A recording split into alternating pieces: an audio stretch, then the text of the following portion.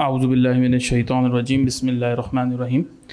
سب سے پہلے تو میں ڈاکٹر عمیر صدیقی صاحب کو مبارکباد پیش کرتا ہوں کہ ان کی کتاب واٹ از احمدزم، بہت اچھی کتاب انہوں نے اس کو ترتیب دیا، اور آج جو یہ مسئلہ ختم نبوت کے اوپر اسپیشلی جس میں مبارک ثانی کیس کا ذکر ہے، اس کے حوالے سے بھی انہوں نے جو ہے وہ جو یہ تقریب رونمائی رکھی۔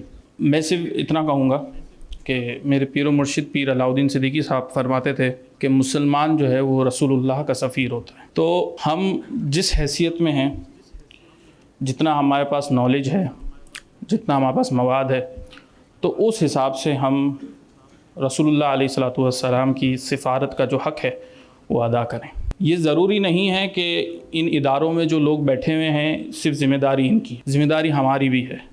جو گراؤنڈ پہ ہم موجود ہیں، ہم اپنی کالجز میں ہوتے ہیں، ہم اپنی آفیسز میں ہوتے ہیں، ہم اپنے بزنس سرکلز میں ہوتے ہیں، کس طریقے سے کیا بات پیش کرنی ہے، وہ حکمت عملی کیا ہے، وہ ہم ہی جانتے ہیں کہ مجھے کس بندے سے، اپنے باس سے کس طریقے سے بات کرنی ہے، اپنے ٹیچر سے کس طریقے سے بات کرنی ہے، اپنے دوست سے کس طریقے سے بات کرنی ہے۔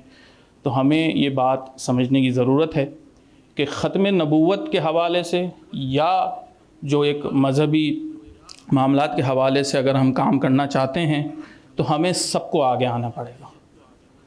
اور کیونکہ میں پیشے سے ایک چارٹرڈ اکاؤنٹنٹ ہوں، تو ہمارا ایک وہ ہوتا ہے کہ جو ہے نا رپورٹنگ اتنی سخت ہونی چاہیے کہ ہر لیول کے اوپر جو ہے نا کمپلائنس ہو جائے۔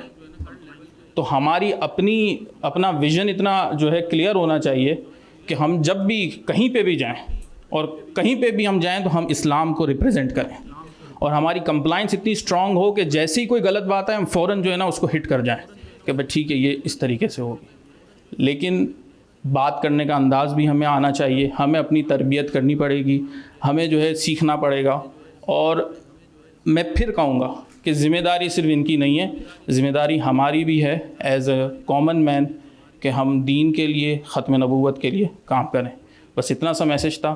میں ایک بار پھر مبارکباد پیش کروں گا تمام کو۔ اللہ تبارک و تعالی ہم سب کا حامی و ناصر و آمین۔